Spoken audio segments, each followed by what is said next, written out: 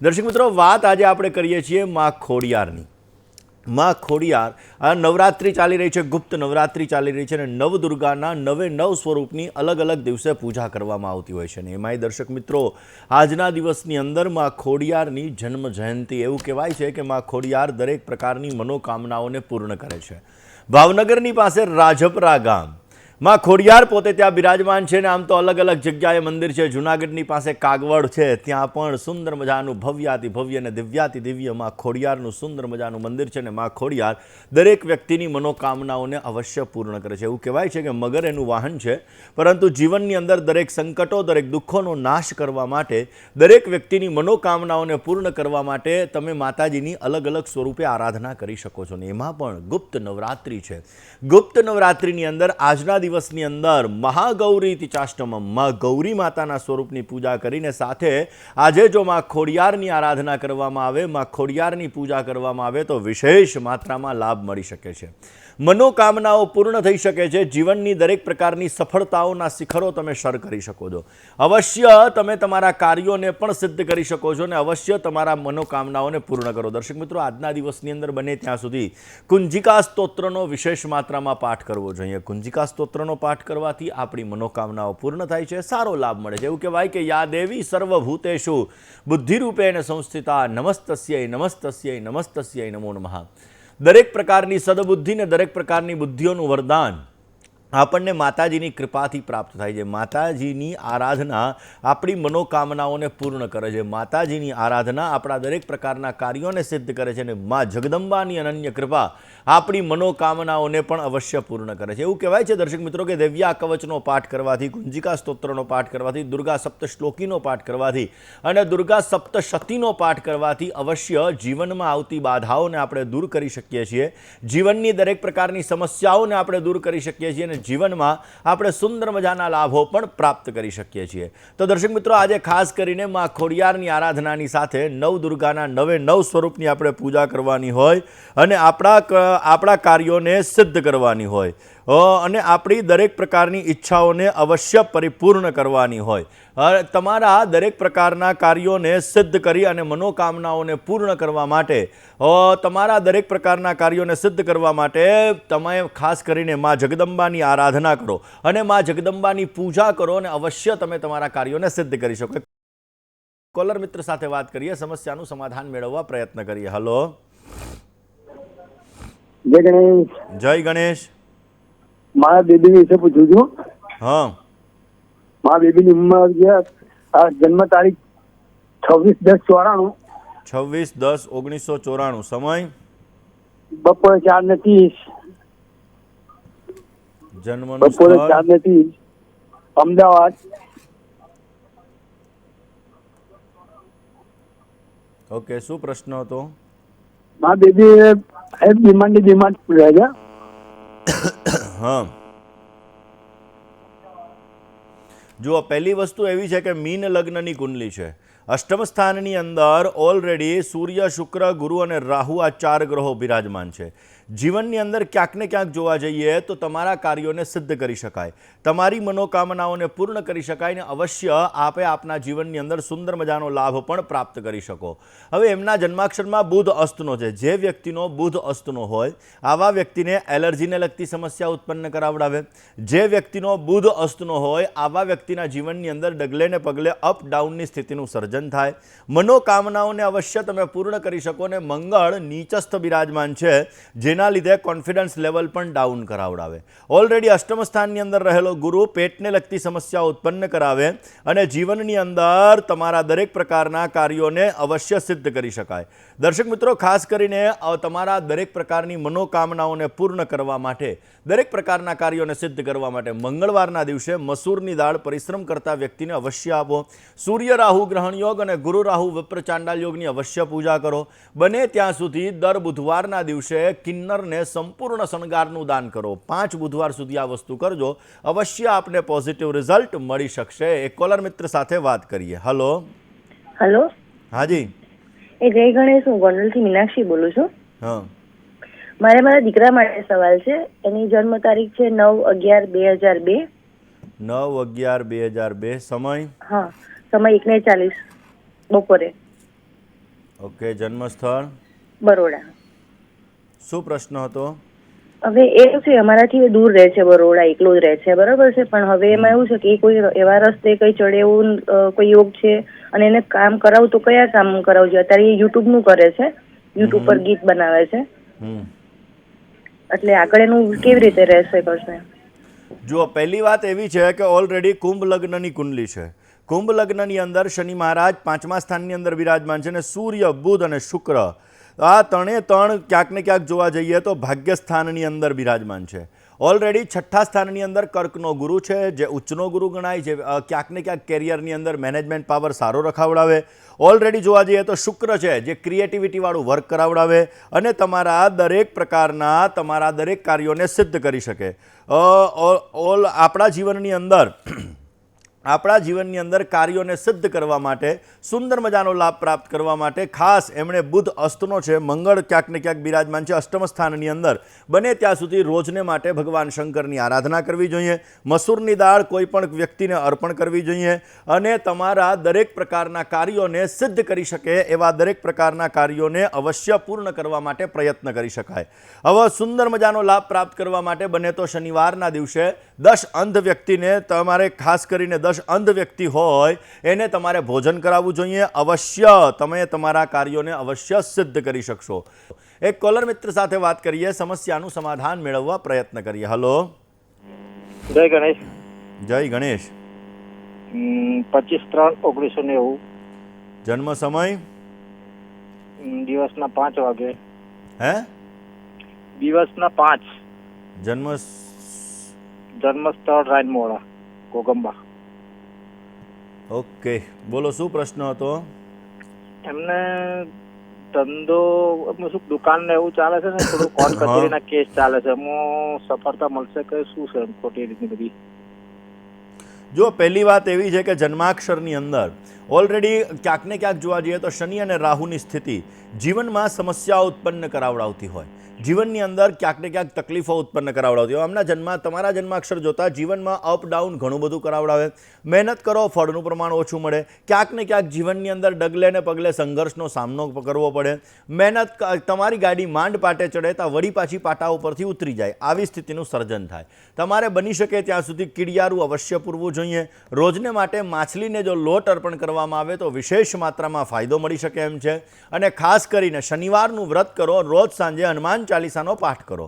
અવશ્ય આપને સારી સફળતા મળશે ને તમારા કાર્યો અવશ્ય સિદ્ધ થતા જણાશે. કોલર મિત્ર સાથે વાત કરીએ, સમસ્યાનું સમાધાન મેળવવા પ્રયત્ન કરીએ. Hello, hello, hello, hello, hello. Hello. હા, મારા ભાઈ માટે 11/8/1997. 11/8/1997. 1997. સમય? સમય સવારે 8:30 વાગે. જન્મ સ્થળ? રાણપુર. શું પ્રશ્ન હતો? લગ્ન માટે ને ગમે એટલું કામ કરે પણ ધસ મળતો નથી. જો, પહેલી વાત કે બુધ, રાહુ અને શુક્ર 3 ગ્રહો પહેલા સ્થાનની અંદર સાથે બિરાજમાન છે. ઓલરેડી જોવા જઈએ તો એમના જન્માક્ષરની અંદર અષ્ટમ સ્થાનની અંદર શનિ મહારાજ છે. ક્યાંક ને ક્યાંક જોવા જઈએ તો અષ્ટમ સ્થાનની અંદર રહેલા શનિ મહારાજ જીવનની અંદર કાર્યોને સિદ્ધ કરી શકાય છે. ઓલરેડી તમારા અષ્ટમ સ્થાનની અંદર રહેલો શનિ, ઓલરેડી કર્કની અંદર રહેલો સૂર્ય દાંપત્ય જીવનની અંદર વિલંબ વિચ્છેદ જેવી સ્થિતિનું સર્જન કરાવે. પહેલા સ્થાનની અંદર રહેલો રાહુ અપડાઉનની સ્થિતિનું સર્જન થાય. અમુક સમયે મનમાં નેગેટિવ વિચારધારાઓ ઉત્પન્ન કરાવડાવે. ચંદ્ર મંગળનો લક્ષ્મી યોગ બની રહ્યો છે. નાણાકીય સફળતા ઉત્તમ પ્રકારની પ્રાપ્ત થાય ને જીવનની અંદર બુધ, રાહુ અને શુક્ર 3 ગ્રહો સાથે બિરાજમાન છે. કાર્યોને સિદ્ધ કરવા માટે પ્રયત્ન કરવા પડે ને આ પ્રયત્નો અવશ્ય તમારા ફલીભૂત થતા જણાશે. પરંતુ શનિની અંદર ચંદ્રની પ્રત્યંતર દશા છે તમારા ભાઈની કુંડલીમાં, જે અમુક સમયાંતરે મેન્ટલી ડિસ્ટર્બન્સને લગતી સમસ્યાઓ ઉત્પન્ન કરી શકે એમ છે. ગાળામાં એક ચાંદીનો ચોરસ ટુકડો ધારણ કરવાથી સારી સફળતા મળી શકે. બની શકે ત્યાં સુધી 6 ગુરુવારનું વ્રત કરવું જોઈએ. ગુરુવારના દિવસે વિષ્ણુ સહસ્ત્ર નામાવલીનો પાઠ કરવો જોઈએ. રોજને માટે ગાયત્રી મંત્રનો જપ પણ વિશેષ માત્રામાં ફાયદો આપી શકે છે. કોલર મિત્ર સાથે વાત કરીએ, સમસ્યાનું સમાધાન મેળવીએ. Hello, hello, hello. હા, હલો. જય ગણેશ. જય ગણેશ. હાજી. મારે મારા છોકરા માટે પૂછવું હતું. નામ, તારીખ, સમય અને સ્થળ. એનું જન્મ તારીખ છે 22/1/2014. સમય? સમય છે રાતે 12:30, જન્મસ્થળ મોવા. શું પ્રશ્ન હતો? એનો પ્રશ્ન એ હતો કે ક્રોધ બહુ કરે છે ને બહુ ભણવામાં ધ્યાન નથી દેતો વ્યવસ્થિત. જો શનિ રાહુનો શ્રાપિત દોષ પહેલા સ્થાનની અંદર બની રહ્યો છે. સ્વાભાવિક રીતે જ્યારે શનિ રાહુનો શ્રાપિત દોષ પહેલા સ્થાનની અંદર હોય ત્યારે જીવનમાં ડગલે ને પગલે અપ ડાઉનની સ્થિતિનું સર્જન કરાવડાવે. ઓલરેડી સૂર્ય બુધનો બુધાદિત્ય યોગ છે, 12મા સ્થાનની અંદર ચંદ્ર મંગળનો લક્ષ્મી યોગ છે અને ભાગ્ય સ્થાનની અંદર ગુરુ મહારાજ બિરાજમાન છે. પહેલા સ્થાનમાં રાહુ હોય એટલે નજીવી બાબતે ગુસ્સાનું પ્રમાણ આવે. ગળામાં એક ચાંદીનો ચોરસ ટુકડો અવશ્ય ધારણ કરવો. શનિ રાહુના શ્રાપિત દોષની પૂજા કરવી એ પણ વિશેષ માત્રામાં ફળદાયી રહેશે. રોજ સવારના પોરમાં સૂર્યને જલ ચડાવી ગાયત્રી મંત્રનો જપ વિશેષ માત્રામાં કરો, સારો લાભ મળી શકશે. દર્શક મિત્રો, એક કોલર મિત્ર સાથે વાત કરીએ, સમસ્યાનું સમાધાન મેળવવા પ્રયત્ન કરીએ. હલો. હેલો. હાજી. મારા બેન વિશે સવાલ છે. નામ, તારીખ, સમય અને સ્થળ. એનું નામ છે નીતાબેન. જન્મ તારીખ છે 14/12/79. જન્મ સમય સવારે 5 વાગે. સ્થળ છે મીઠાપુર. શું પ્રશ્ન હતો બેન? એનો પ્રશ્ન હતો કે મહિને એનું એક્સિડન્ટ કેમ થાય રાખે છે ને એક જ પગમાં લઈ રાખે. જો એના જન્માક્ષર જોઈએ તો તુલા લગ્નની કુંડલી છે, 12મા સ્થાનમાં ચંદ્ર શનિનો વિષયોગ છે. લાભ સ્થાનની અંદર ગુરુ, રાહુ અને મંગળ આ ત્રણેય ગ્રહો સાથે છે. કાલ સર્પદોષ બની રહ્યો છે. સ્વાભાવિક રીતે અષ્ટમાધિપતિ શુક્ર 3જા સ્થાનની અંદર બિરાજમાન છે, જેના લીધે વારંવાર એક્સિડન્ટના યોગો બની રહ્યા છે, વારંવાર સમસ્યાઓ સર્જાઈ રહી છે. શનિની મહાદશામાં અત્યારે બુધની પ્રત્યંતર દશા ચાલી રહી છે. દર્શક મિત્રો, જ્યારે કોઈ પણ વ્યક્તિને એક્સિડન્ટ હોય, એક્સિડન્ટનો કારક બનતો હોય, ત્યારે સ્વાભાવિક શનિ અને મંગળ આ બંને ગ્રહોનો રોલ બહુ જ મહત્વપૂર્ણ હોય છે. હવે આમના જન્માક્ષર જોવા જઈએ તો ઓલરેડી જન્માક્ષરની અંદર બુધ મહારાજ ક્યાંક ને ક્યાંક જોવા જઈએ તો મંગળ અને સૂર્ય આ બંનેનો પરિવર્તન યોગ બની રહ્યો છે, એટલે મંગળ અને બુધ આ બંને ગ્રહો સાથે બિરાજમાન થઈ જાય છે ધનસ્થાનની અંદર. શનિ મહારાજની ત્રીજી દ્રષ્ટિ મંગળ ઉપર પડે છે, જેના લીધે એક્સિડેન્ટલી યોગો બનાવી રહ્યા છે.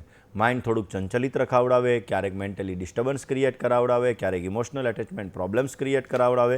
આવી બધી વસ્તુઓ ક્યાંક ને ક્યાંક બનતી હોય છે. આમના જન્માક્ષર મુજબ જોવા જઈએ તો ઓલરેડી મોઢા ઉપર એને તલ હશે અને આમના જન્માક્ષર મુજબ ક્યાંક ને ક્યાંક ચંદ્ર શનિનો વિષયોગ ક્યારેક માઇન્ડ ડિસ્ટર્બ કરાવડાવી શકે. કયો ઉપાય કરવો જોઈએ? ચંદ્ર શનિના વિષયોગની પૂજાને દર મહિનાની અંદર આવતી શિવરાત્રિના દિવસે ભગવાન શિવની પૂજા સારો લાભ આપી શકે. ખાસ કરીને કાળા શ્વાન એની સેવા કરવાથી પણ વિશેષ માત્રામાં ફાયદો મળી શકે. અને બને ત્યાં સુધી રોજને માટે કિષ્કિંધા કાંડનો પાઠ અવશ્ય સારી સફળતા આવશે અને એક્સિડેન્ટલી જે પ્રોબ્લેમ્સો ક્રિએટ થાય છે, એક્સિડન્ટની સમસ્યાઓ થાય છે, એમાંથી ભગવત કૃપાથી એમને સારો રાહત મળતી જણાય. એક કોલર મિત્ર સાથે વાત કરવી છે, સમસ્યાનું સમાધાન મેળવીએ. હલો. હેલો. હાજી. જય ગણેશ. જય ગણેશ. આણંદથી વૈશાલી ઠક્કર વાત કરું છું. હા, બોલો ને બેન. હું મારા હસબન્ડ વિશે પૂછવાનું છે. નામ, તારીખ, સમય અને સ્થળ. તારીખ છે 25/12/1983. સમય રાતના 2 વાગે. જન્મ સ્થળ જન્મ સ્થળ ખબર નથી સર. 24 તારીખની રાત કે 25ની રાત? 25ની રાત. તો 26 તારીખ થઈ જશે ને બેન? હા. ઓકે. શું પ્રશ્ન અને એને નોકરીમાં ક્યાંય સફળતા મળતી નથી. કામ કરે છે પણ સફળતા જે ધારે એ કામ થઈ શકતું નથી.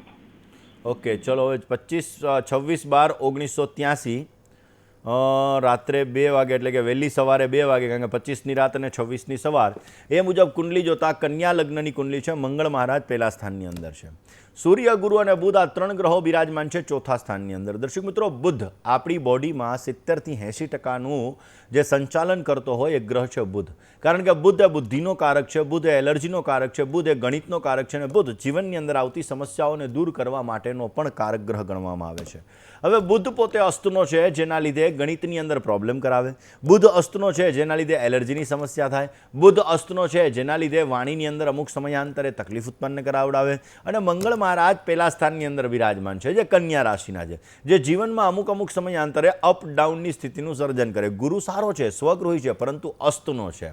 હવે કોઈ માણસ પોતાના ઘરમાં હોય પરંતુ એની પાસે કોઈ પણ પ્રકારના હથિયારના, ભલે પાવરફુલ હોય પરંતુ અસ્તનો હોય એટલે સમસ્યા તો થોડીક રહેવાની છે ને. તો શું કરવાનું? દર પૂર્ણિમાના દિવસે વિષ્ણુ સહસ્ર નામાવલીનો પાઠ અવશ્ય કરવો જોઈએ.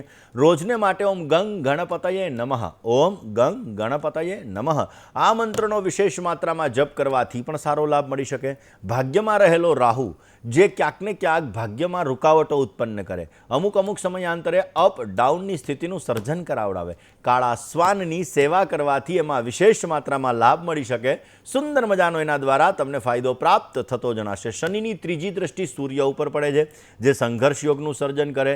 હવે સંઘર્ષ યોગ શું કરાવે? દાંપત્ય જીવનમાં પણ પ્રોબ્લેમ કરે અને કેરિયરમાં પણ પ્રોબ્લેમ કરાવડાવે. માટે રોજ સવારના પોરમાં જો સૂર્યને હળદરવાળું જલ ચડાવવામાં આવે તો વિશેષ ફળ મળી શકે અને વિશેષ માત્રામાં લાભ મળતો જણાશે. કોલર મિત્ર સાથે વાત કરીએ, સમસ્યાનું સમાધાન મેળવવા પ્રયત્ન કરીએ. હલો